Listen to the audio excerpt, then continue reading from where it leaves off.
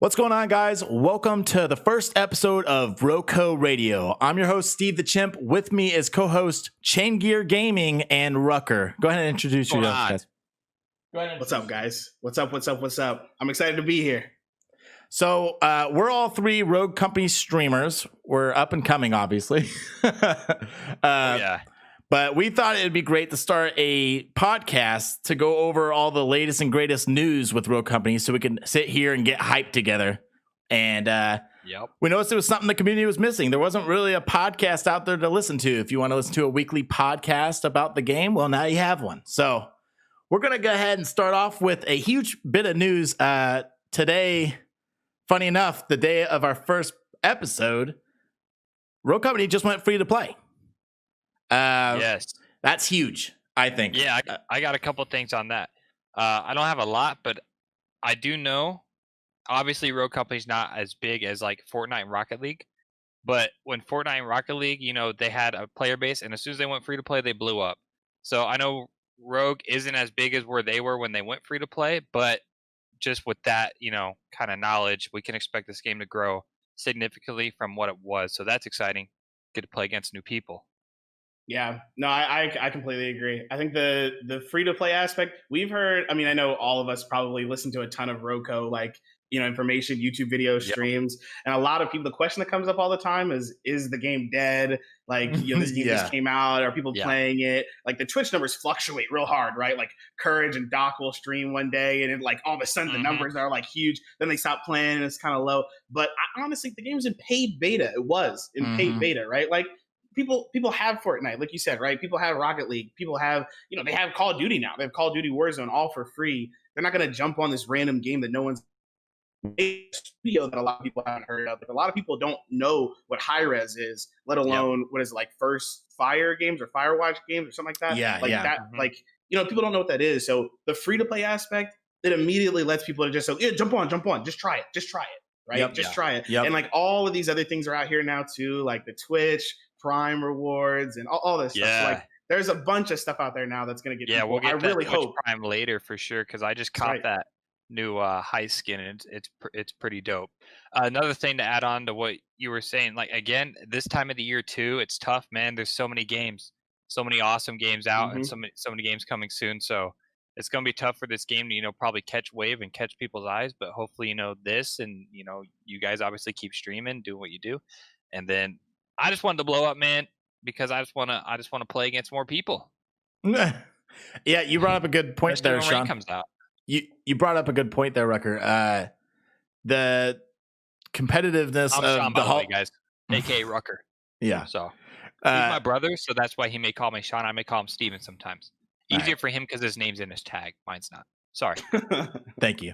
We're coming up on the holiday season, which is the most busy time of the year for video games, especially for video game releases. So it is it's a bit scary with it not already fully released before then, because it's going to have a lot. If it plans to come out in November, it's got Call of Duty.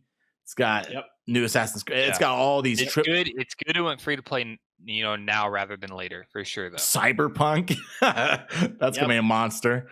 But on the other side, you got to really think about what games would compete with its gameplay style, with its fans, and really, the only one I could think of as of right now is Call of Duty. Is there any other big AAA competitive shooters coming around that time? I don't know any coming around. I do know that this game it feels a little bit like not a lot, but a little bit like Gears, because Gears is third person obviously, and the game mode's kind of similar for competitive. It's one life and everything. So that's really the only game that it's really similar to when it comes to the gameplay. But I think this game compared to Gears right now, this game is in a perfect spot. I don't think there's any real competition coming from that. I think it's rough because you've got obviously November's the month, right? November's the month when a bunch of games come out, new platforms come out in terms of new consoles. It's going to be really, really busy. And I think Call of Duty is definitely the biggest one. But I think you have a lot of players. The landscape is, no matter what, the landscape around gaming right now, it's just got so many options. Me, I'm a Destiny player, through and through. I'm a full-time Guardian. I'm a part-time Rogue. I do a bunch of Rogue gameplay right now because I love it. and Destiny's in a slow period. But Destiny has a new expansion coming out in November. I think it's like November 13th maybe or 16th, and I'll be on the road, but I'm not gonna be on it that much. I think like the current games that are already out, that's one thing, and then new games that are gonna come out, that's gonna be hard too. So it's all about like how can they really sink their claws into us and keep us here. That's the battle pass. That's ranked. Yeah. I was about to say, for me, that's ranked for sure. I need something to progress towards. I need something to feel satisfied after every win. I mean, at first leveling up was cool, but then you realize it doesn't really do anything when you level up. Nope. Just a flex. Yeah, it's a flex. And to kind of agree with that too is I used to grind this game so much and just play casual and strike out and demo, and now I really only enjoy playing it with, I only enjoy playing demo with 4 people, like a full stack. I just can't play it alone just because with the players I'm getting placed up against, obviously I just get mad because they're not as good as me, because I'm the best. Right. You know what I mean, Steven? Yeah, right. No, but yeah, ranked would be amazing, dude. And then, to kind of talk about ranked. So if I'm correct, High Res also worked on a game called Paladins, correct? Correct. Yes. Yeah. So, and this may be a stretch, but I'm pretty sure in Paladins in the ranked, they kind of have like their rogues, right? But once the enemy team, like let's say the enemy team selected Saint, then our team can't get Saint. There's not going to be like two or more. So they're not doing that. Yeah. They're not doing that. They're not? Okay. No, they said that their roster has to be, I think they said like, man, someone's going to get me on this one. They said they need to wait for there to be a lot more rogues. I can't remember the number, but it was a lot. And it was honestly, it was kind of surprising because obviously there aren't that many rogues right now. And they were like, we have to have at least double. I think it was like double or triple the rogues before we're able to have like exclusions. And I was like, that's crazy. Like bans and things like that. They said we're not going to do that yet. That's good because I was a little bit worried because I was like, okay, well, if they get first pick and they grab a Saint, then it's a wrap. Saints. They grab Phantom. You have no sniper on it. There's no other choice. Okay. That's good to know. I was not aware of that. Cool. I heard something like that. I didn't know the exact number, but yeah, I heard something like that too. Speaking of rogues that you'd want to possibly ban, what do you guys think of Dahlia after playing her? Pick me. Go ahead. That's my main right now. That's my main. Yeah. So I think both of you guys know, like I do, like basically each week I play a different rogue. So like in the very beginning, like I think I did like Scorch Week. No, I did Saint Week first. I did Scorch Week. I was doing Trench Week this week, and then Dahlia just came out of nowhere, and I was like, bro, this is it. So I played her, and I'm kind of like you, Rucker, right now. Like, my teams have to be solid now. Like I'm like, look, man, like I'm not the best. I'm not like you, man. I need you to carry me. But like for me, I'm like, yo, I need like I'm just like, I'm halfway kidding. But I'm like, I get really serious, so I'm like, oh man, I got to play this character. I really got to try this. I really like her play style. Saint was the only, support character, which was always a concern for me. Same with Phantom. She was the only sniper character. And I was like, well, the next one has to be either a sniper or it has to be a support character. So thank God it was a support character, because for me, if I can't pick Saint, then I'm going to go ahead and pick Dahlia. And I think the big thing is, Saint has generally like, I mean, I don't really love his weapons. I know some people really love that the MLX rifle. Yeah. But for me, I don't like having to scope in like that. So I think the move set, the weapons, the throwables that she has, the lethal, the fact that she has a lethal, that's a big deal. So I'm a huge fan of Dahlia. Yeah, she seems kind of like if you want to be a medic but still be really aggressive type of deal. Yes. Yeah, you have the option because of the SMG. Granted, you can only revive one specific person, and you got to choose that person at the beginning of the round. But if your playstyle is more aggressive and you don't like the hold back and you find that boring, then she seems like the character to pick. So I'm going to put this out there, though. There is a play style that you can do with Dahlia that is more Saint-like, where you could say, hey, I'm going to pick the DMR. I'm going to grab a Lifeline, which her Lifeline perk is incredible. Her Lifeline perk is basically a faster version of Helping Hand, which threw me off. Because I remember I looked at the trailer, and the trailer had her like healing somebody really fast. I was like, I don't know about that one. So she has that perk. So she can actually, so even if she's not doing that like auto res thing, so like for example, let's say I hook up with Rucker falls, he's like kind of on his own, but at least as long as he's in 30 meters of me, I can go ahead, click R1L1 for me. I play on PlayStation 4, press whatever you need, Q probably. You get res, and then let's say I'm with Steve. Steve drops, I can still rush up to him and heal him in like 2 or 3 seconds, like 2 seconds or something like that. It's nice. I was like, I was playing with her today, and I'm in love with her submachine gun. I love the ones that shoot fast. Now, I will say, like, is it the best? I don't know. You got 30 bullets, so you got to make them count. So if you got a good shot, then I'd say you're in good shape. It doesn't shoot that far, though. Chak's got 40 bullets to start. 40 bullets to start, and his hipfire accuracy and just overall accuracy when he ADSs is incredible. So I don't know, medium to far range. I think Chak probably still wins those fights. But if you like to get up in their face like I do, then, her submachine gun slaps.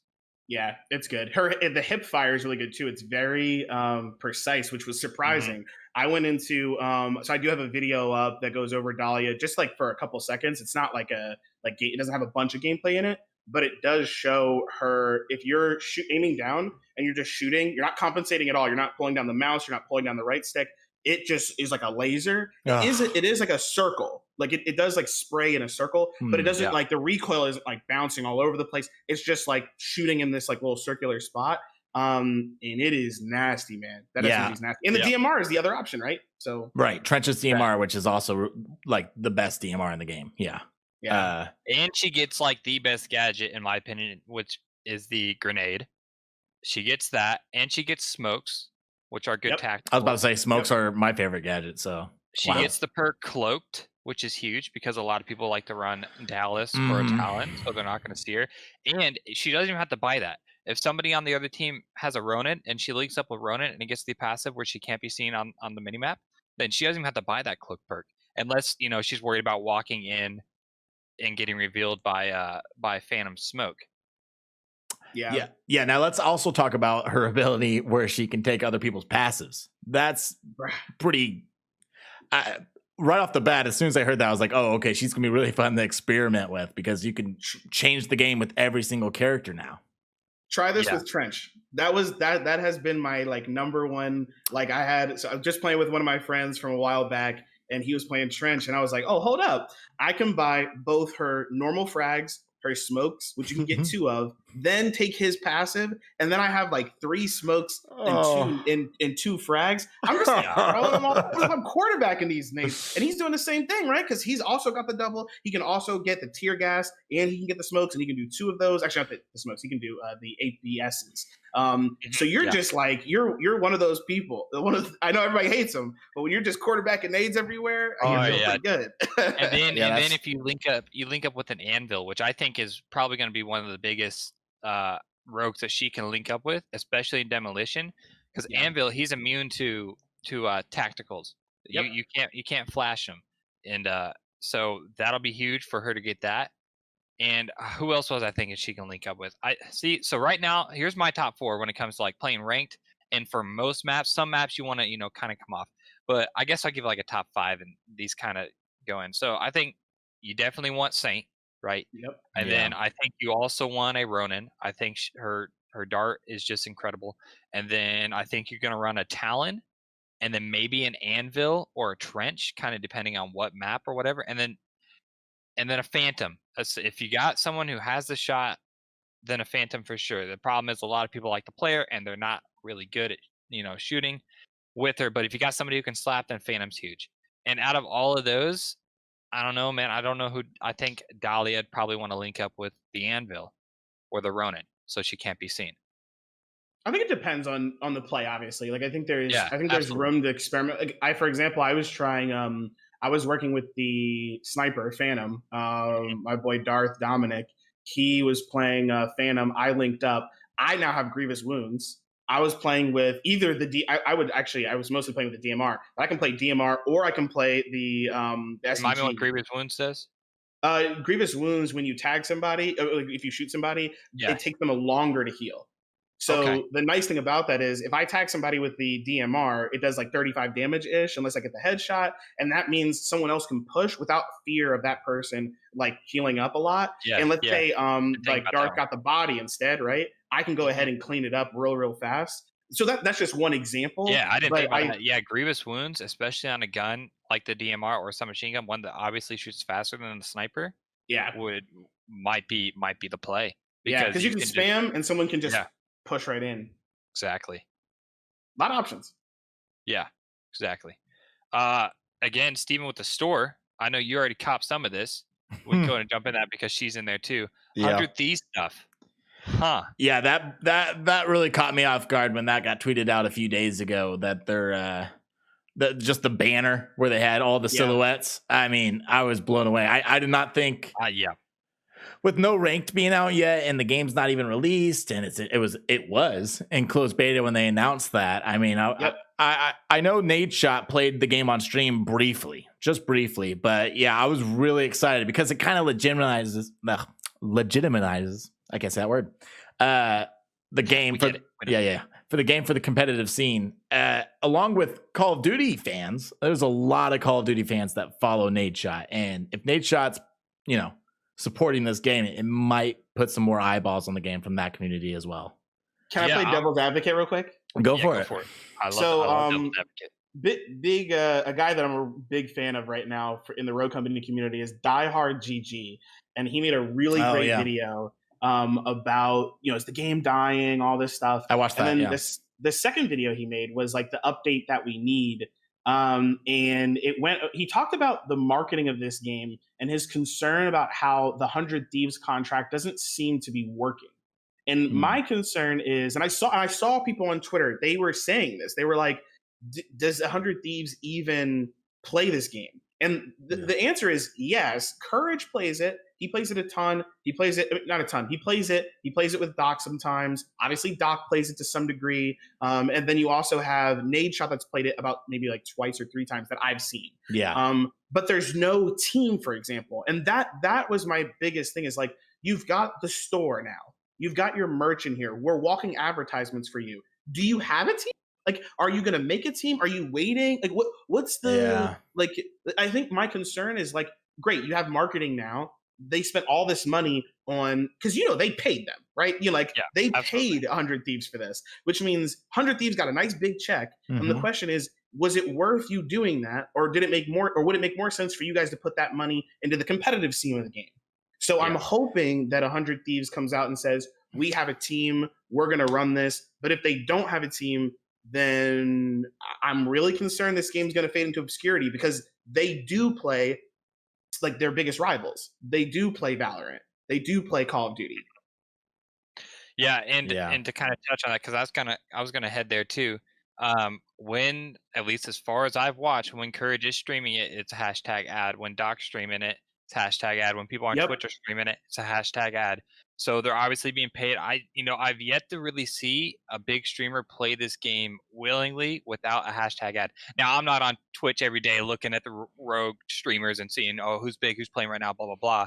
But just the big ones that I follow, and when I've been on Twitch and what I've seen, it's all been a hashtag ad. So that is a little scary to me, because obviously I really enjoy this game and I would love to play it longer. But like going again with these new games coming out and everything going on, like if rank doesn't come soon, at least for me, and the game doesn't blow up soon, at least for me, I don't know how much more of this game I'll be able to play. Because I'm a really big competitive guy. I come from the Call of Duty like search and destroy online tournament scene and the competitive Call of Duty scene. And so when that game comes out, obviously I'm going to play Call of Duty. And if this game doesn't grab me by then, it'll be a little scary, because I want to come back and I want to play this game. But they need I need ranked. Sorry, go ahead. No, you first. How big does the game have to be for you guys personally? For listeners or whatever, like, how big does this game have to be for you guys to say, yep, this game is good enough for me to continue making content, streaming, playing competitively? Because we bring up Call of Duty a lot, and the truth of the matter is, like, Courage, Doc, they're all gonna jump on Cold War. So where does it have to sit? Like we don't have to say actual numbers. We could compare it to other games. But what do you guys think? Honestly, even with these numbers right now, I could stream this game for the rest of my life with it pulling 2,000 viewers on average. Like it's really because I really enjoy playing the game, and that's not the problem. The problem is I want to play a game that's really competitive. And if there's not competitive by the time Call of Duty comes out, and Call of Duty is a little weird because sometimes they have competitive off the rip, and a lot of times they don't. So it kind of depends where that's going. So there's a chance I play Call of Duty and they don't put competitive in it, and I'm back playing Rogue. So it's really just competitive. I don't really look at the numbers of games much. Obviously Call of Duty is going to be much bigger than Rogue as soon as it comes out. But as long as this game has good competitive, because the gameplay is great, I enjoy the game. Like there's really not one thing I can complain about Demolition. Like it runs smooth. The rogues, for the most part, like it's hard for me to narrow down like 6 rogues or 8 rogues that you want to play in ranked, because they all have their moments and they all have the maps and the choke points where they need to be played. So I do like that aspect. I mean, really, my only one big complaint in Demolition is when you plant the bomb. I think there should be a timer. I don't think that, if they kill me with half a second left and jump on it, they can defuse the rest of it. I don't like that. I think if you add like a 7-second, like it takes 7 seconds to defuse. So if you're not on the bomb by the time it has 7 seconds left, then it's going to blow up. I like that because then you can wrap the map, and there's a lot more meta and a lot more mind games that come into it when you plant. And you can't just, sit on bomb and, wait for them to kill you with half a second left and jump on it and get the defuse, because you outplayed them the whole time you had the bomb planted. And why are they getting the win here? You know what I mean? Yeah, I think that I get that. So for you, it's like it's not like a number. It's just rank needs to come out before Call of Duty, basically. Basically, and like I said, Call of Duty's ranked, and I haven't even played this COD. It could be terrible. I might not even enjoy it. I didn't enjoy Modern Warfare at all. I didn't like the way it played. I really didn't like S&D, and S&D is really the big part, which is basically like Demolition. If you guys listening haven't played Call of Duty, I'm sure you have, but it's basically the same concept as Demolition and Rogue Company. And so I mean, it just has to be ranked. I want ranked, and at the end of the day, Rucker just wants ranked. That's really what I just want to play competitively, man. I do too. I'll go ahead and bring it back though to that question you put out there, Chain. What number does it need to be at? For me personally, I just need it to be enough to possibly go full time one day.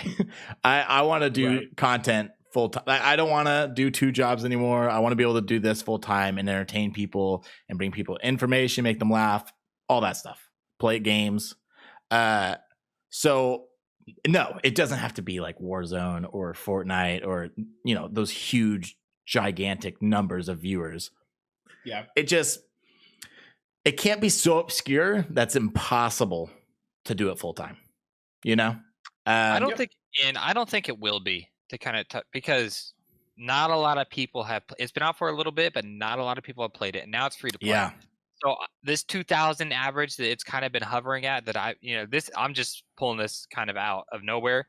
But when I get on late night, I'm laying in bed, I'm going to watch some Rogue. It's usually hovering around 2,000 viewers. It is, but it hasn't been free to play. So that 2,000, I think, is going to go up. More. Yeah, honestly, more. It could go up to 20. If enough people know about it and at least hear that it's free. Because it's hard to turn down trying a free game, especially a free multiplayer game. Because the gameplay is great. Like the gameplay is fun. The mechanics, the rogue abilities, the passive, the guns, everything runs smooth. At least in my opinion, everything runs great. So like, I think once more people get their hands on it, I think the viewership's going to go up. Competitive scene's going to go up, and there's going to be a lot of good things to come in RoCo's future. So I'm going to do another devil's advocate here. Go for it. Yeah. So good points. I totally get it. I think so. Steve, you're basically saying, so Rucker, you're saying competitive. I want to play competitive. That's where it is. End of story. Yep. If I can play competitively, it feels competitive, I'm good to go. Steve, you're saying, I mean, as long as there's as long as I could realistically make content and stream and enough people, there's enough bandwidth for me to be watched and make $1 off of it. Yeah. Got it. Yeah. So I agree with you. I'm with you. I'm less on the Rucker side a little bit. I am there with you because I'm not against you. But like obviously, like I want ranked. Because I'm tired of getting into these, because these games are lopsided, right? You're either smacking 0-7 or you are getting smacked 0-7. And really I just want to look, if I'm a bronze player, let me play against bronze players. If I'm a platinum player, let me play against plat. Like you know what I'm saying? Like let me try and learn how to climb up there. So I get that. I'm with you on that one. But for Steve, you made a really good point. So my background is in a game called Blacklight Retribution. So to spare people all of the details, it's a first-person shooter that came out free to play, had actually a really decent microtransaction model, but it was quite old. So I think it was probably before its time, honestly, in a lot of ways. And there was a group of people that loved this game. Absolutely loved it. So I covered it. And after a while, I actually got involved in the competitive scene. So, I'm talking about Rucker. And so we actually started, I got involved with an organization called the Blacklight Community League, BCL. And so we ran tournaments and all this good stuff. Now, I didn't make enough money in any way, shape, or form to cover this game, where I would be able to quit my job. There's no way, shape, or form that I was able to do that. The viewership was too low. It was never in the thousands. It was always in the hundreds. And so my concern is that I look at games like Blacklight Retribution up to games like maybe Smite and Paladins, because if we're going to compare this game to other games, I honestly don't think we should be doing, I'm just being honest, I don't think we should be doing it. We should be comparing to Call of Duty, Apex, Siege. Those are engines. Those are massive machines that are run by EA, Activision Blizzard. You know what I'm saying? Like Ubisoft. The games I just mentioned, they're run by massive companies. This game is run by a company called Hi-Rez Studios. And Hi-Rez Studios, they made games that some people have never heard of in their entire lives. When I say Paladins, half the people have no clue what I'm talking about. When I say Realm Royale, nobody has any clue what I'm talking about. When I say Smite, there's definitely a group that knows. But still people are like, what is that? Is that like League of Legends clone? Like it's rough. So it'll be interesting to see like how this works. But I just kind of wanted to put that out there. It's not devil's advocate, but I'm just thinking, we talk about this game, Rogue Company. Right now it's got 3.1K viewers on Twitch, and Paladins has 1.2K. But you can't really be like a full-time Paladins like streamer and content creator. It's not gonna work out for you. Probably not. I mean, maybe for some people it might. For some people it might. I don't know. Maybe there's like one or two out there who are able to make it work because of Twitch and maybe like donations and people want to see this person running. Or maybe they can do a part-time job and not have to do a full-time job. But I digress. I'll end it there. No, I agree. I totally agree. I do think, man, I wish everybody would just play it one time for a night, because then they would see, wow, these maps are good. They're not random like Call of Duty maps. They're 3-laned. There's strategic points on the map that you need to hold to win the map, and that's what every competitive game wants. So especially competitive, I think this game has a really good shot for competitive. Yeah. And I just want it. I just want it back. But go ahead. I was going to say that you mentioned, Chain, those 3 big giant games, Call of Duty, Siege. One thing that they all have is a rank system, like Sean keeps talking about he wants. I used to be a huge Siege player. That's all I played for the past probably 2.5 years. Right? Yeah, yuck, bro. Okay. Still an amazing game. But that game is huge. That game is huge. Yeah, and it's still pulling in like 15K on Twitch. It's still getting millions of views on YouTube. It's still got a huge community. The prize pools are massive. Yep. And I would have stopped playing that game probably a few months into it if there was no ranked. Yeah. Every season when your rank restarted and you wanted to get that diamond or plat, it's like a carrot on the stick, It kept you come back every single night. It kept you trying to get better with your team, form strategies to beat the better players, beat the players in plat or diamond. And right now, RoCo, you're just, at the end of the day, you're trying to win, but there's no real incentive other than feeling good and enjoying the game. Yeah. They added the mastery thing that you can get when you obviously when you win matches, you get more mastery points. Yeah. But as far as unlocking other camos or whatnot, that's not really there. So you're really just playing for the XP, and that just gets kind of boring after a little bit. So I think a lot of that is because it's closed beta, though, right? Like, know, like going back to what Steve said, like we are gonna get ranked, right? And even the mastery right now, level 1, level 3. But they said, and I'm actually a Paladins player, so I actually do play Paladins. I play it weekly, and Paladins, it's following the same exact trend. Paladins has a mastery system, and they have much more things involved. And they did say, when they said, "Hey, you have the mastery system out, but we only have 2 rewards. We're making more." Yeah. So I'm not super concerned, especially it's still beta. It is now open beta. I think it has enough in there to get people kind of involved. And if we get over the next 2 to 3 weeks in October, and I said this in my video, in October, if we get the battle pass and ranked, this game has a chance. If we don't get it, it has no chance. But if we get it, we have a chance. It has a chance to actually take off and do well. What do you guys think of the Rogue Mastery system? We haven't talked about that yet. I like it. I think it's a good idea. It'll allow people to try out other rogues, because obviously, and like I like competitive a lot, but I also like unlocking everything in a game.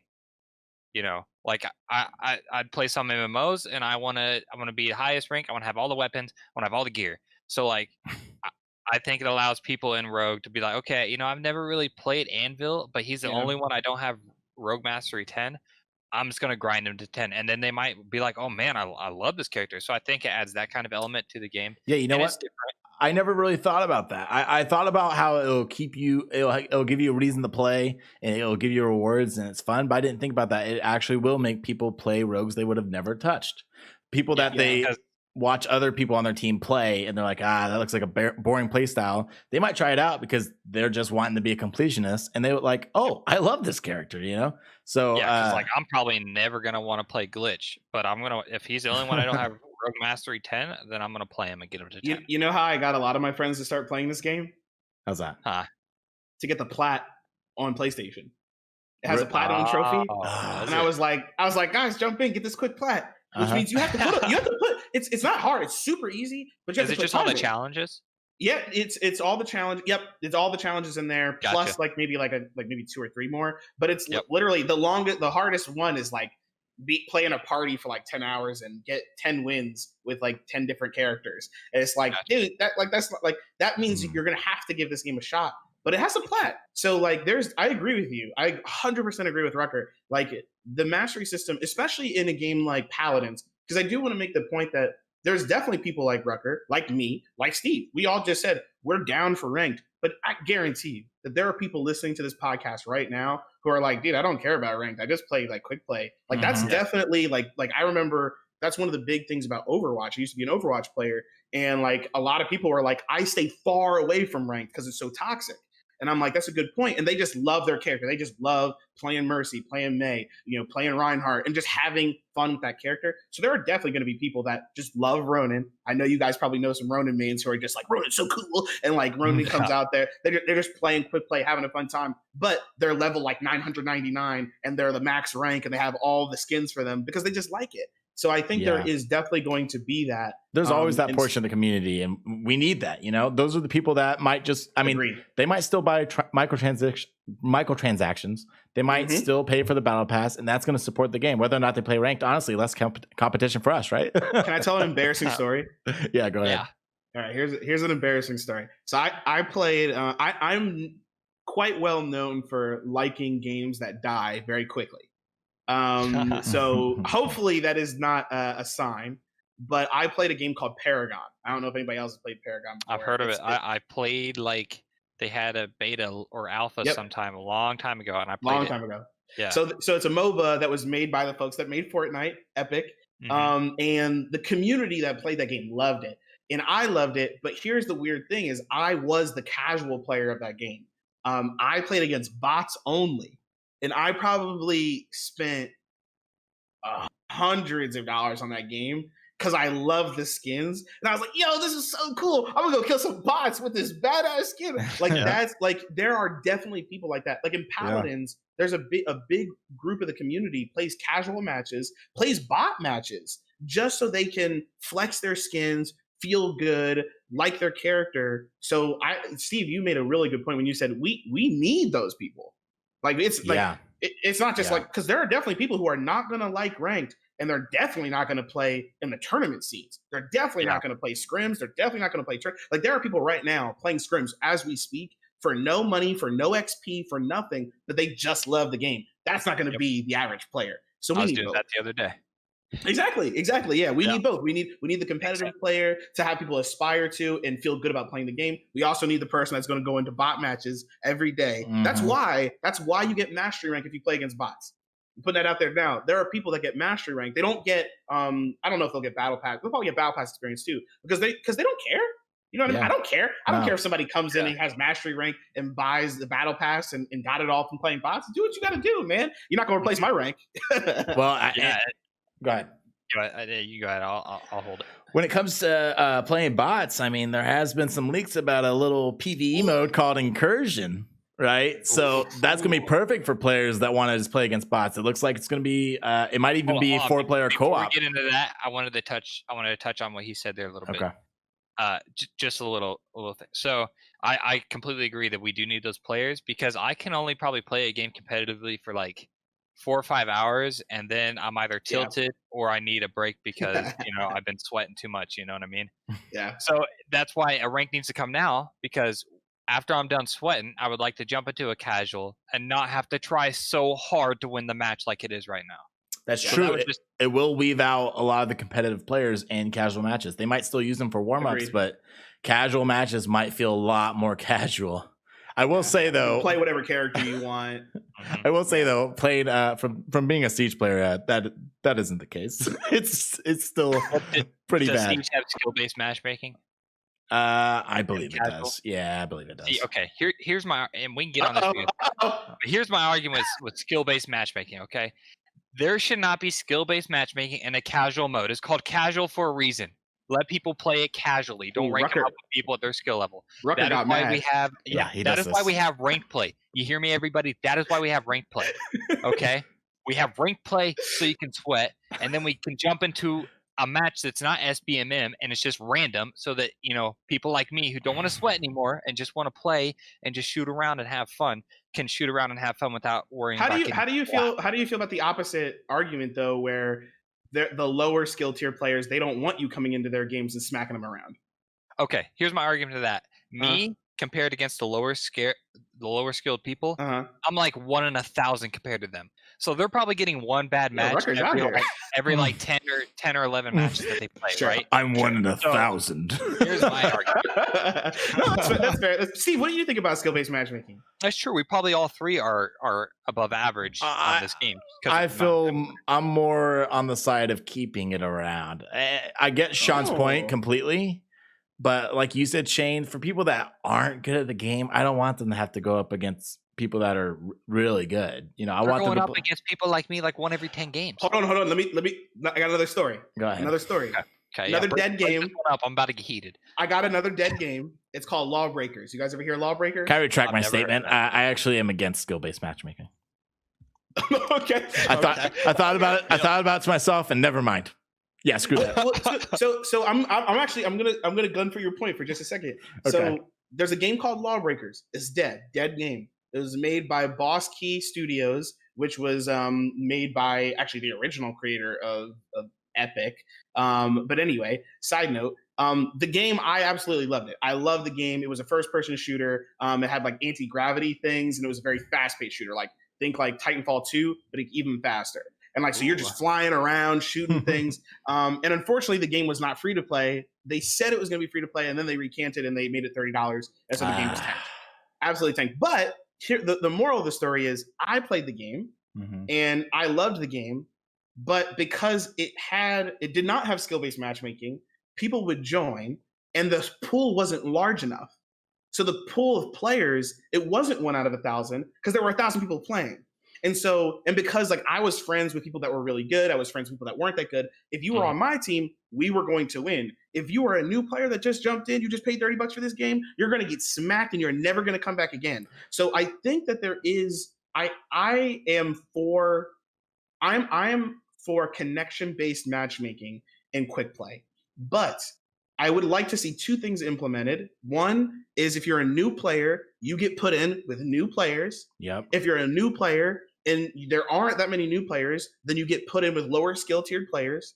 And if you're getting wrecked 3 times in a row, something needs to happen where they're swapping up, where it does, they're like, okay, your skill, we do know what your skill level is. So let's try and find you with a match that'll make this a little bit more fun for you. I think like, you know, if you're getting smacked 0-7, 0-7, 0-7, you got to do something to get these kids having fun. Because like, I don't want people leaving. I want bronze tier players to have fun with this game, spend money on this game, make this game go well. So I 100% agree. I don't need skill-based matchmaking and have it. So I played Destiny 2. They had skill-based matchmaking and it was horrendous. It was so bad. Like it was like every single game you were sweating the hardest you possibly could. You come out with like a really bad SMG, like I'm gonna have some fun today. You'd end up sniping, like doing all these different things. I was like, dude, this is too much. So I agree, but I'm just that's where my point is. That's what it comes down to. It's a lot more complex than saying, okay, don't put it here and let rank be that and let this be casual. Obviously, whatever the coding is behind all that, it's a lot more complex than what I'm making it seem. That's just how I would like it. No, I could. Yeah, and you brought up a good point. That comes between two sides there. It's the new players and the developers want them to enjoy the game. If they don't enjoy the game, especially first impressions mean everything with anything in life. But with a competitive shooter like Rogue, if you come in and you're just getting stopped by all the level 100 players, you might just uninstall you. You're like, oh, this isn't fun.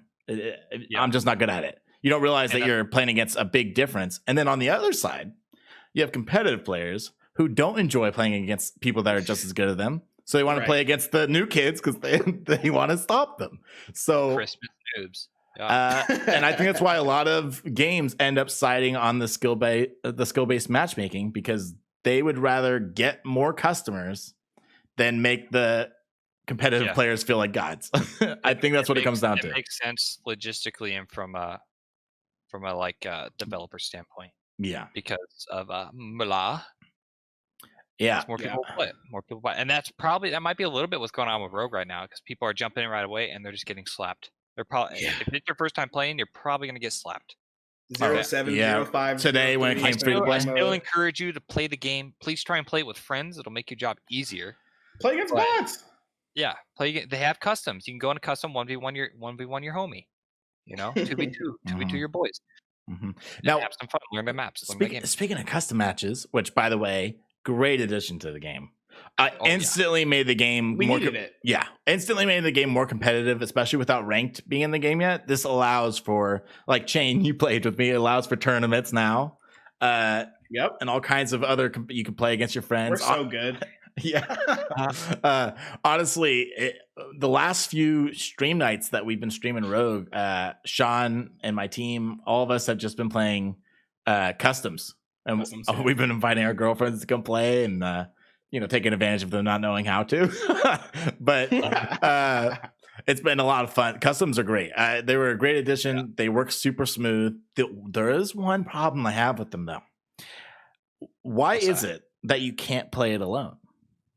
Do you guys notice that? Oh yeah, that was weird. Yeah. It's got to be a technical issue, right? Yeah, that's what I think. My assumption, again, I am a high res connoisseur, right? And their games sometimes have some weird bugs, some weird technical issues that you can't really. I don't know, man. Like they were like, yeah, grab at least one friend and play a custom match, and I was like, wait, so I can't go in there and make a video right quick? Like I can't just go in and explore the map? So I think it's just a weird, small technical thing. It's gotta be. I think it'll come. I think it'll come eventually. Now, because I would like to jump in one by myself, if nobody's on, just so I can like throw some nades around and try and get some nade spots. So, because you learn nade spots, bro. That'll be legit in competitive. Or even just aiming like some lanes. You can see a really good angle on bomb or sniper lanes. Sniper lanes. Get some bomb plant spots. Follow up. My biggest thing. So I like I said, my background is in competitively like shoutcasting, really, for the Blacklight Retribution, and there's no spectator mode. That's my biggest thing. Is you can't. I was actually watching. I don't remember his name, and I don't know if you guys saw this or not. So Scott Lassner, the lead designer for the game, he tweeted out, and he was like, he actually shouted out someone's tournament, and there are a lot of tournaments happening, but he shouted out someone specific, their tournament. And I actually reached out to that guy, and I was like, "Yo, like, you running tournaments out here? Like, do you need a shoutcaster?" And he was like, "Actually, we have shoutcasters, but you should stop by." So I stopped by and I watched, and it was super weird because there's no spectator mode, so you can't control the flow of information during the game, right? So like you're just watching someone else's perspective the whole time without any ability to change characters or anything. I mean, they did a really good job for not being able to do that. I don't know how they did it. I think they were probably watching someone else's stream and like grabbing it, but it was just so weird. And that was disappointing for me. I really hope that's something that we see before the launch of this game, before the real launch of this game, because you can't have a competitive scene without a spectator mode. Yeah. I think it's just I'm almost certain. I'm 99% certain they're planning on it. I bet they just they knew they ranked wasn't ready, and they said, "Hey, our custom matches are playable. We don't have all the features we want. You can't play. We have an issue with people playing by themselves. We don't have spectator. We don't have a lot. They don't have any options other than map and game mode. You can't set like bomb timer seconds and all that other stuff. So honestly, my guess is they're gonna flesh it out a lot more. They just wanted us to have custom games right, like as soon as we could. They knew we were starving for something. I hope you're right. Yeah, I hope you're right. I think so too. Because following Scott and when he was, in the Call of Duty scene and what he's said now about esports and everything, obviously he's very passionate and cares a lot about esports.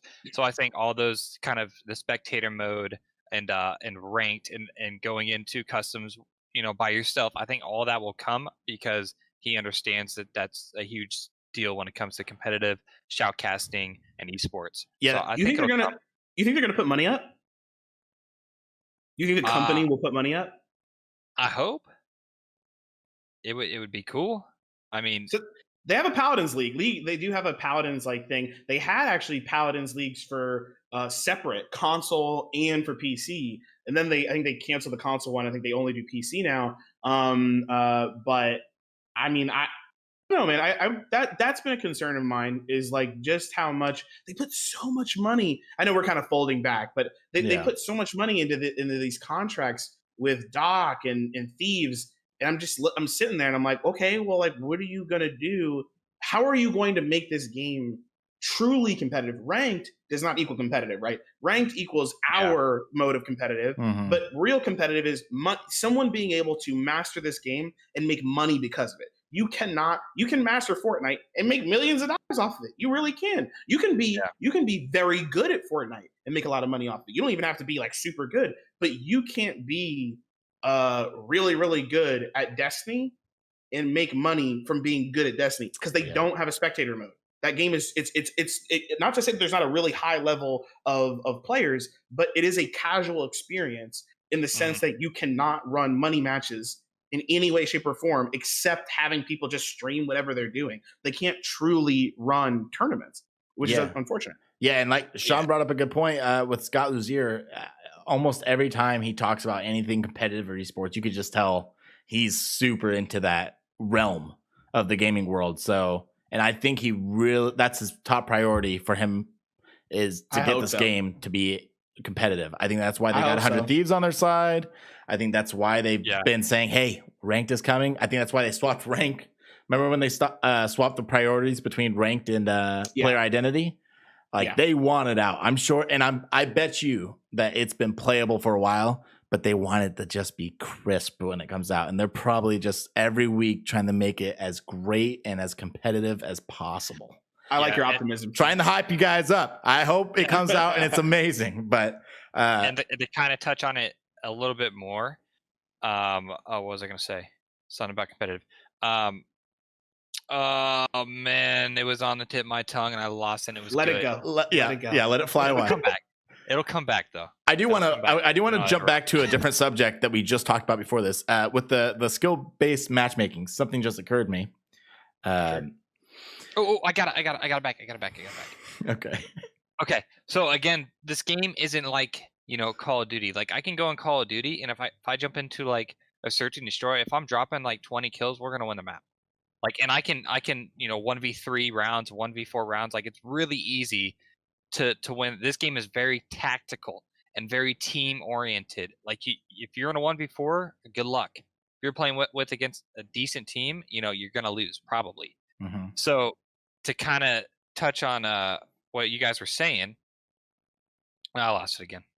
Move on. Okay. All right. Very cool, Sean. Very cool. So many point. thoughts going in my head. All right, Rucker, I get it. I get it. You just want to get it out there that you win 1v4s. I get it. So no, not in this game. I'm just saying. No, I know. Yeah. 1 out of 1,000. And COD though, 1v4 all day, bro. The skill-based matchmaking. I told you guys I played a lot of Siege. Now this wasn't in the game way back when I started playing, but they added it about probably like a year ago, maybe less. It's not that old of a feature. They added a newcomer playlist where you have to be under level 50. Thank you. Now, still Smurfs get in just fine, right?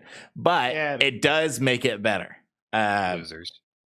So, this is probably one of the bottom priorities for Rogue Company, because at the end of the day, there's a lot of other features that we need before that. But eventually, maybe even on full release, they could just have a playlist for people under level 20 or under level 30. Man. And then you can learn with other new players easily. And you know what? Throw some bots in there. Just doesn't feel they don't have enough people. Throw some bots in there. Do connection-based new players, bots if they need them. People do that for Call of Duty Mobile. They do it for PUBG Mobile. They're fine. It's okay. They're gonna jump in, kill some enemies, feel good about it. Then they finally reach level 10, level 15, and then just let them play. And they're allowed. They can especially if you let them play with their friends and other ones. But it locks it off, right? It's a newcomer play only for newcomers. You can play whatever you want. But newcomers only for this group. And I think Smurfs. I think as long as you have Smurfs, you can only do so much. And on play console, you don't usually get it as much. You can still get it. It happens on Apex quite a lot. I know that. It even happens in Overwatch, but it's not as common. I know for PC, obviously, it's an email address with and now that it's free to play, it's going to make it a lot easier for the Smurfs. But losers. If you're listening to Smurfs, you guys are losers. I mean, I get it. I just want to put this out. I got some friends that have some Smurfs. I do get it. If you're because that's what happens. Actually, to play into your point more, that's what happens when you have skill-based matchmaking. Yeah. That's what I'm saying. You have skill-based, and then especially for games like Overwatch, right? Or games like Apex, where you're really good with a particular character, and then you want to try another character, and it's like, don't you dare! If imagine you're like literally like S tier, you're Diamond, you're Grandmaster, and you're a Dima, and then you want to try and play Saint, you want to try and play Phantom, you're gonna get smacked. Like you need to, you know what I'm saying? So, and I think that's another good reason for not having skill-based matchmaking. But I digress. Please, Steve, continue. I was gonna say, do you guys think they're gonna put a level cap on ranked? By level cap, I mean a minimum. Oh, that's a good point. They do that for Trials of Osiris. Trials of Osiris in Destiny, which is their most prestigious hardcore. I think they should. I think they should. Yeah, because it'll just help Smurfs even more if they don't. Right. That's I'm pretty sure that's the main purpose usually of it, is Smurfs, and to keep new players from not liking the game anymore once they go into. It depends. I think it depends on how they do it. If they have qualifiers, do they have qualifiers in Siege? Just in the normal ranked. Yeah, like when you play ranked, do you have to play 3 to 5 to 7 qualifiers? There's 10 placements. Placement match. Yeah, there's placement matches. Yeah. Sorry, qualifiers, placement matches. No, okay. 10 of them. If this game has qualifiers, placement matches, I don't know if I care that much, because you might be like a pro Call of Duty player and you're like, I'm about to try this game out. And you jump on and you're like, I can't even play ranked. I'm not playing this game. It is annoying when you're trying to get a new friend in, and with Siege, I would try to get a new friend in, and I'd be like, okay, you gotta get to level 30 before we can play ranked together, and that was annoying. But I think that's why they do it, though. I think if Smurfs become a big problem, they might do it. But tournaments, I could see that being that could be a different situation. Like in tournaments, I think sorry, let me take a step back. the Smurf problem, I think that's more of a technological problem. I think the faster they can build something to identify a high-level player, the less a Smurf is a problem. If you're a Smurf, you jump on, you smack a team immediately. As long as the system can identify this player is a high-skill player, it doesn't matter whether they're a Smurf or not, right? They can just say this player's a high-tier player. Even if they throw all their placement matches, which I've definitely heard of, people throw their placement matches, get into bronze, and then they start smacking, then just as long as the system can say you're not supposed to be here anymore, and then they jump them up to gold and they jump them up to diamond in 5 matches, then it shouldn't be as much of an issue. So hopefully they don't have to do annoying things for the player and they can just fix it on their side. Do you guys still think all the maps are ranked ready, or do you think there's any maps that aren't too? Ooh, the maps? Yeah. I mean, I'll say my opinion. I'm not a fan of Favela. I knew it. I knew you were gonna say Favela. Favela is hard. Yeah. If they, I mean, it doesn't really take a smart team to defend on Favela. The bomb sites are literally in their spawn. Yeah. I think it's not Favela. What's the other one, dude? I hate that. Castle's tough too. Oh, I love that one. Castle's really easy for defense. You talking about High Castle? Yeah, High Castle. The one with the thing in the, what is that? The pavilion in the center. Oh my god, I think it's no. Pavilion in the center. It's also a very like brown map, very similar to Favelas, but nope, it's not either. Man, no. We're running through them. I know. I don't know. But there's one where like there's this center spot and I just absolutely hate it. And there's like, it doesn't matter. But there's one map I just can't stand. I can't tell. I'm not great at saying if maps are rank ready or not, because it's like, I don't think we'll be able to tell from ranked. I think we'll be able to tell from high level tournaments. I think tournaments are going to be what discerns, because you're just going to see people cheese these maps because there's not going to be any rules against it. And then because that's what happens in, like for Trials of Osiris, for example, in Destiny 2, which they have ranked some sort of ranked in Destiny, but Trials of Osiris, it's the same map over and over and over again for one weekend, and so you just see people doing the cheeses of these maps. They pick the strongest weapons, the strongest classes, and they'll just cheese the whole map because they know, because that's how you do it. So I think you'll see that in these tournaments. I think in ranked, there's still too much randomness where you'll see it, but you're not going to see it as much. Like if you watch a streamer, they'll know on like, a couple maps maybe, but when you watch a tournament, when it's the same 3 maps or the same map, you're going to see these groups who are just going to master these maps, and you'll see. So I kind of hope they have a ranked map pool. Like there's certain maps that just don't come up in ranked, because no matter how good you are as a level designer, there's going to be maps that flop when you release them that aren't good competitive. Like maybe they're great casually, but not too good competitively. So far, most of the maps, I mean, out of all the games we've ever played, this game has almost every map really well balanced. I was going to say, I still think regardless of all these maps right now, and regardless of all, C4 and anything that anybody can use, I still think the better team's going to come out on top. Regardless of what map or what rogues are picked, I think whichever team uses their tacticals and their gadgets and their utility better and works as a team better, they're going to win. Yeah, but at the end of the day, right, like when you have, if it's, let's say it's 4 of you versus 4 of you, you're going to find times where the map is in someone else's favor. I agree with you for the average player base, or even the above average player base, but that top 2%, or even the top 0.05%, that percentage, when they're playing against each other, they're gonna know. They're gonna be like, oh, I know this map. I know this map, and I know that this point right here, you hold this point and this point, and it's over. And the other team's gonna be like, why are we even playing this map? I hate this map. Like, it's just what's gonna happen. Yeah, but like, let's say, so if it's all me versus all me, right? So obviously, if I'm on offense and I know that we got this cheese strat and we win, we go up 6-0. Well, guess what? We're flipping sides, and now the other team's going to use the same cheese strat, and they're going to go up. It's going to be 6-6 at one point. And I still think, no matter how good people are, there's going to be those 1 or 2 rounds in every single series. If it's the best of the best playing, somebody or something's going to happen. There's going to be a mistake that's made that the other team's going to capitalize, and the better team's going to end up winning. Yeah, I get it, but it's never going to feel good. Like, I understand what you're saying, but there's too much minutia where, like, if someone does have a cheese strat or someone does know something like that, like, to feel like you lost because of the cheese immediately invalidates the game, right? Yeah. They're going to go, why is this map even in here? Yep. This is stupid. Yep. It's no longer about skill anymore. It's like, well, we're going to cheese this one. You're going to cheese that one. And it's like, and then like you said, you're waiting for someone to make a mistake, which is like way different. Like someone making a big enough mistake that the cheese isn't working. By the way, if anyone's watching this or listening to this and going cheese is like is like an exploit, or like not a cheat. It's not a glitch. For example, spawn killing, finding a way to spawn kill. Yeah. It's like setting anvil, like on canals. You can go down to the left side. I believe it's A site. You can have anvil shield. You can pop it out a big door down on the bottom canals.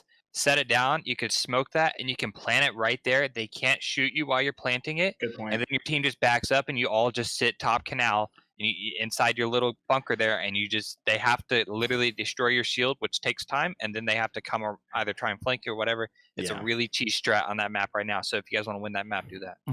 Basically, you're not cheating, but you're doing something that the developers didn't intend to work, and works way too well. Can I a follow up on all of this conversation? Maps in general. One thing that I would really, really, really like to see, and maybe you guys have seen this, and I've actually seen. There's a YouTuber. His name is Radthar, I believe. Radthar. Radthar.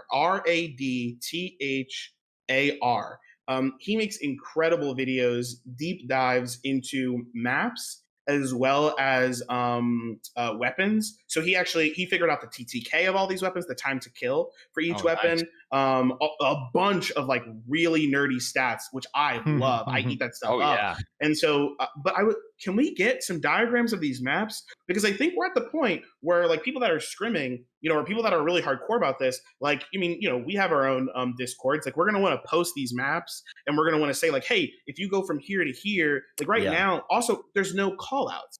So those are the two things I'd love to see is the community is making up call outs. Personally, I never loved that. I like it much better when right below the minimap, it has broad general locations that say, you're now at Pavilion, you're now at Truck, you're now here. Because every time I get a new player in, I'm like, all right, I'm on the mid-left corner side of right side. And they're like, what? And then one of my teammates is like, I know exactly where you are. I'll be right there. And the other one's going the opposite direction. And I'm like, no, I said I was at the corner right side, And it's like, dude, I need these maps. I need to see the maps, and I need to see. I need call out points. That's been really frustrating, and I'm sure it's been frustrating for anybody that's been like really trying to play this at a particular level. See, I disagree. So I come from Call of Duty, and they didn't used to have like call outs on the minimap for things. They kind of added in a game or two, I think. But every game that I played where they've had call outs on the minimap, they were just way too complex than what they needed to be called. Like there'd be like a green, like they're not going to have a call out for a green box. It's just going to be, whatever that platform is. Let's say there's this pavilion that has a green box, right? They're going to call it pavilion. So you're going to go, oh, he's behind the pavilion box. I just feel like saying, oh, he's behind green box is a lot quicker. So I think regardless of what they add, if they were to add call outs to the map, I think the community is still going to take control of that. But it would help for more casual people to understand. I get it. Yeah. That's my point. I think like, because I played Destiny. Destiny has like, I think it's pretty good. They gave us the maps so we can actually see them.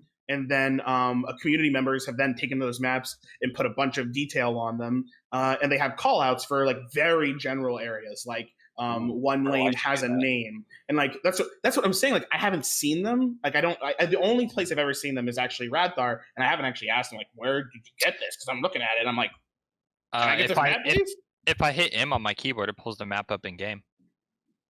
And then you could just screenshot that. Oh, that's a good point. That's a good point. I guess he's just screen capping it and then change it. Can you do this? I'm about to make a strat, dude. All right, here we go. 5 head. It's all you, man. And like put some call like lanes. name the lanes, and then like I just think it helps a lot of people in general. I don't know why I didn't think about that for the map. You were like, I just press M and it shows up. I'm on console. I'm sitting here. I'm like, M. What are you talking about? It might be. Do you play? Can't find that button, bro. yeah. I got my DualShock right here, man. I got my DualShock. It might be that. It might be the middle button. The big touchpad thing. Yeah. I don't know. Or that might do scoreboard actually. I don't know. Yeah, touchpad does scoreboard. Now, I mean, I'll just have to map it. Yeah. So let's go ahead and wrap this up with what do you guys think? Speaking of maps, what do you guys think of the new map Lockdown? I personally think it's the best map in the game for competitive. Really? I do. I think all the lanes work great. If your team is more aggressive and more submachine gun based, you can go inside. That's that's your play. I think sniping on this map is great too on both sides. Especially for competitive, I think you're going to need a sniper to either force people to go inside if you're on defense, or to help your team on offense get to the other bomb by taking out their sniper. I think it's the best. I think the lanes, I mean, it's real simple, right? Like there's some lanes like Skyfell that have 3 lanes, but then there's zip lines to get to other places on that same lane.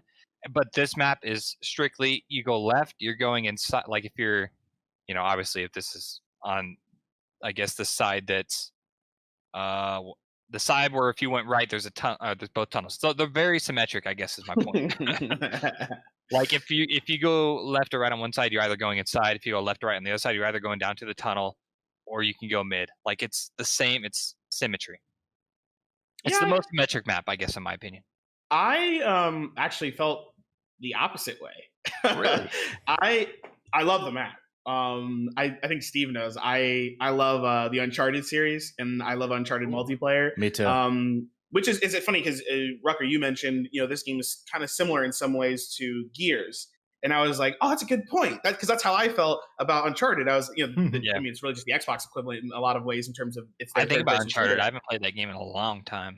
Yeah, I mean, so I played the multiplayer, and this map, I keep saying, dude, Lockdown is it's literally that there's a prison map, I believe, in Uncharted 4 that's like in some location that has very similar vegetation and stuff. And I was like, dude, this looks just like an Uncharted 3 or 4 map. So I love the map. Absolutely love it. I really hope that at some point they put featured playlists. I don't know if there's games that you guys have played like that. I mean, I know Call of Duty has it, where there's a featured playlist. New map comes out, they like it's a rotated where you just play that map over and over. I don't even know if I've got it in a pub yet, and just a casual match. I think I've only played it when we did customs. Yeah, I maybe played it like 3 or 4 times. I watch so I am on Twitch a lot, watching just a lot of Road Company YouTubers, and I believe the Angel Unicorn, I believe is her name, and she kept getting Lockdown, and she was struggling with it. But it wasn't the map. It was just she had a bad team. The other team was wrecking her. And so her immediate reaction was, I hate this map. And I was like, dude, if only you had like a rotator where you could learn the map, or you could go in by yourself, right? And you could go check it out. Then you probably wouldn't hate the map, and because you get more games in where you'd actually have a good time. But I wanted to mention that I felt like most 3-lane shooter games, like for example, like this game, usually they're like 5-lane. Like a very MOBA-esque style, like you have like verticality or something. So this game, I think there's definitely like 3 main lanes with 5. If you split the right and left lane, right? And I think I think because it's not so symmetrical in the sense that the inside is so different from the outside. I love that, dude. I love it. Like it feels like you're playing a completely different map. You go outside on the right hand, and you're like, or whichever, you're on the outside, and you're going to where the bomb is, or where the zone is. Like let's say you're playing Extraction or something like that, all the way on the right, and you're trying to get over to that point. And it's so like all of a sudden the way you're playing that game is completely different than if you were on the other side having to go in. And I just love that. It also goes from that's what I was saying about symmetry. Like I was just saying, like, let's say if the inside part, if you just cut that lane out on both sides, the enemy and your team, that's symmetric. Not that the whole map itself is. Like if and then middle lane is symmetric with both sides, and then the far right side on the outside would be symmetric to the attack. Get it. So not cutting it this way, but cutting it that way. I get it. Correct. That's what I meant. Yeah. What do you think, Steve? Of Lockdown? So Sean really surprised me with that comment of it being the most competitive map in the game right now. I don't think I don't think I agree with that. I think it's very balanced, and I think it will be in ranked. And I do think it is one of the best maps in the game. But the middle lane, as fun, I think it's a blast. Like where tower is? Yeah. I think it's a very fun, casual map. I think it will still be in ranked because I do think it's really balanced. But that middle lane, I don't think that middle lane is very competitive. That's really fun to do that zip line onto tower and everything, but it's way too open. There's no real way to go about that middle lane. Sniper, bro. Yeah, well, okay. Both teams will have a sniper and they'll stare at each other. When you say middle, you were like, there's no real way in the middle lane. Are you talking about specifically getting to the tower? No, I'm talking about just if you're not on the left jungle site, or if you're on the and you're not on the right indoors bomb site, just the middle lane that has no bomb. It just doesn't feel like, every time I've gotten a firefight there, it's just chance. It doesn't feel like there's any strategic way to go through that middle lane, is what I'm saying. Bro, you smoke their side, you run to the door that goes inside. Like if you know the other team's going to inside, you smoke their side, you run to the door, open the door, and then you shoot them on the cross. Jungle side of the tower. Of the tower. I felt like there was a lot of cover. Like you can kind of get in and out. You're using an SMG. Obviously, you do have to be careful for if they have a sniper on the other side, but that's vice versa, right? So like if they have a Phantom, you have a Phantom, or even if they have a Phantom and you have a Trench or you have a Dahlia, like if you have a DMR, I think you could, or even a Mamba. Like I think if you have a DMR, you can make that top spot work. I think if you have a Phantom, you have a massive advantage. Or even the MXR. Like I think if you have a scoped weapon, but I find that there's a little bit more space there. Because there are lots of times where I was like, oh, we got this locked down, guys. We have let's say I was playing a lot of Extraction recently. Like, oh, we got bomb right here, and like I was like, oh, we got it locked down. And then like somebody came all the way from the left side, somebody came through the mid, somebody came all the way around right, and I was like, I thought they were just gonna go up the middle, like So, but it might just be the games that you've gotten. I don't know. Yeah, I could see both sides. I definitely don't hate the map, and I do think it's competitive. Oh, I thought you said I definitely do hate the map. No. I definitely know I hate the map. No, I really like it's my favorite map to play in customs for sure. Yeah, it's a blast. And I do think it is competitive enough to be in ranked. I really caught me off guard that Sean says that's the most balanced map. I don't know. I think there's until I play more games, I think it is. Can I? Again, it's only been out for a little bit, so I could just be getting good matches that but whatever. I've got a follow-up question. You asked what was the most competitive, or what's the best map, or do you think the maps are ranked ready? I know I posted something on Twitter the other day, and I think you actually commented on this, Steve. Is like, what do you guys think the game needs to change to make it ranked ready? And I'll start. You got to do something to that C4. Yes. Oh my goodness. I really think. I think C4s might be the only thing that needs changed. Really, shotguns are kind of annoying, but a good player is gonna be able to outplay the shotgun player. Just keep your distance, shoot them. Obviously, there's gonna be those moments when they catch you off guard, but for the most part, I think the shotguns are fine. C4 definitely either needs to be banned or it needs to be nerfed.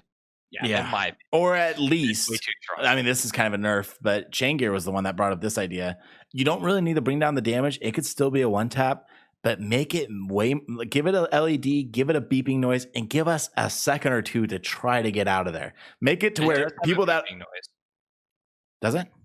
It does have beeping noise. You just never hear it because they blow it up so fast. Okay, yeah, that's what it is. I'm already dead. I know what you're talking about, Steve. Steve, you were talking like the way I was saying it is if it has, let's say it has a 2-second delay, right? Which I honestly think is fine. It doesn't need like a 3-second delay, but I think like 1, 2, somewhere around there. When you throw it, it needs to count down either every 0.5 second or something where it's like beep, beep, beep, right? Like, because that's not, because we don't hear that. We don't see that. Literally, you see a brown, gray square. You see a brownie fly at you. And then it blows up, which which every other grenade does, but requires 10 times more skill. Even the Simtex requires more skill because the Simtex, you actually have to get the tag off. You also right? don't have an indicator with the C4. You get an indicator with grenades. You see it and you can roll. You know, if you have enough, if you have fast enough of a reflex, as soon as you see that little grenade indicator, roll out of the way. The C4 is a brownie. Nothing. It's a brownie. This brownie's flying out. I don't know what that is. I'm like, what the heck is this Which thing? makes... Go ahead. Go ahead. I was going to say, it makes sense why they didn't do an indicator because their intent of the C4s, I'm almost certain, was to set traps, right? So that someone will walk where your C4 is and they could blow it. But people are too easily using them as grenades. Yeah. That's right. Even in Call of Duty, nobody sets a C4 on this wall and just camps there waiting for somebody walking. You know, they always throw it, double tap square, boom. Yep. It doesn't even need a 2 second. And 1 second to be fine. The problem is as soon as it hits the ground, they can blow it up. It blows up. It needs to hit the ground, give it a second, and then blow it up. That'd give a lot of people, you know, more time to get out of the way and prepare for it. Yeah. I think 1 second. I think the LED. I think like giving it like a blinker of some sort.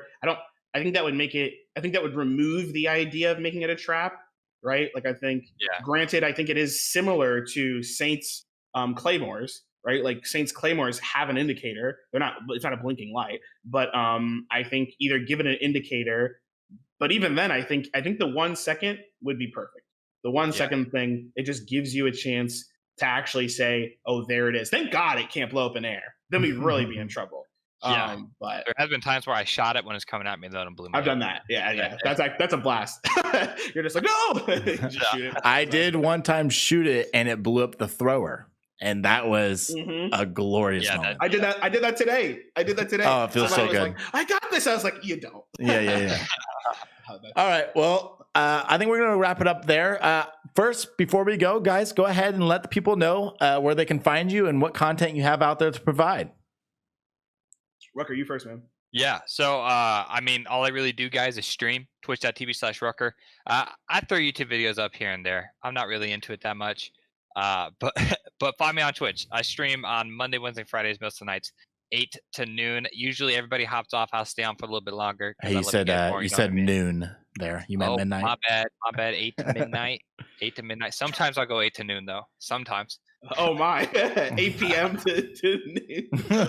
I'll play it. But, yeah, you guys find me there or on Twitter. Rucker Slays. Rucker Slays on everything. Rucker on Twitch. That's where it's at. Nice. Yeah, my name's Chaingear. You can find me pretty much everywhere, Chaingear Gaming. The only place you can't is on Twitter. Twitter is Chaingear Game because you can't have gaming. That's too long. So Chaingear Game on Twitter, Chaingear Gaming everywhere else. I started with YouTube. I basically really started loving making YouTube videos with Blacklight Retribution. And then I really just couldn't find a game to like dive into and make content for. Huge Destiny fan, like I said, full-time Guardian, but I don't actually like make content for that. There's enough incredible content creators that I just like enjoying the game. But Rogue Company is really where it's at for me. I stream it literally every single day, Monday, Tuesday, Wednesday, Thursday, Friday, and I now am doing a podcast. I was doing it on Saturday, but I'm now doing it on Sunday. That's just a general podcast about gaming overall. So we'll talk about all sorts of things like the Microsoft Bethesda deal, the PlayStation 5, all sorts of stuff. So definitely check that out as well. And I stream most of the time 5 p.m. Pacific time. But like I said, you can just find me YouTube or Twitch, Chaingear Gaming. Come hang out. Awesome. Yep. And my name's SteveTheChimp. I am full-time doing Rogue Company content. Every week I'm putting out a Rogue Company recap on my YouTube channel, which is also SteveTheChimp. Go watch them all. Thank you. So if you want to keep up to date with all the news, leaks, updates, anything Rogue Company, you just want to be in the know constantly, I post those videos over there. I'm actually going to try to start putting out 2 a week. It's a little hard right now. I'm a full-time student and I'm full-time working and trying to do full-time content. So it's a little hectic. This guy's grinding, yo. Get over there and go sub. Okay, all right. But anyway, yeah. So I'm gonna have 2 videos a week. One that recaps over everything going on in Rogue Company, and then the second one's gonna be different every week. I might do tips and tricks, how to master a certain rogue. I'm gonna try to think of creative videos to make for you guys and entertain with you guys. As for Twitch, I stream Monday, Wednesday, Friday from 8 p.m. to midnight as well. As you could maybe guess from that, I play with Rucker. It's Eastern time, just so you guys know. And SteveTheChimp on that platform as well. Other than that, that's about it right now. I want to get more content out there. I would love to stream every day, but right now that's about as much as I could handle. And then as for the RoCo Radio, it's going to be posted on all platforms possible. I'm going to use Anchor. It's going to be on Spotify. I haven't really figured out all the platforms yet. I will have that down by episode 2. But if you guys can't be here live for it, then that will be, I'm going to try to get on as many platforms as possible to listen to, whether you're on your commute or just hanging out and just want some real company to listen to. But if you want to listen live or watch live, it will be on SteveTheChimp on Twitch Wednesdays from 10 p.m. to 11 p.m. Eastern. So I'd love to have you guys in the chat to hang out. And I think that's about it. Any other things you guys want to say? No, this was good. This is a good first one. Yeah.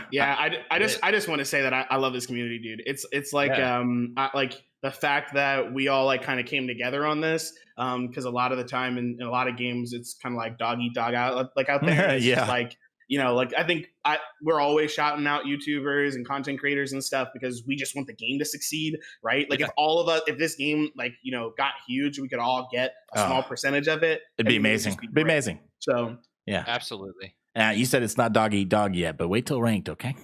Wait till I find you in ranked. Then we'll see if I'm shouting you out. We'll see. All right, guys, that's gonna wrap it up.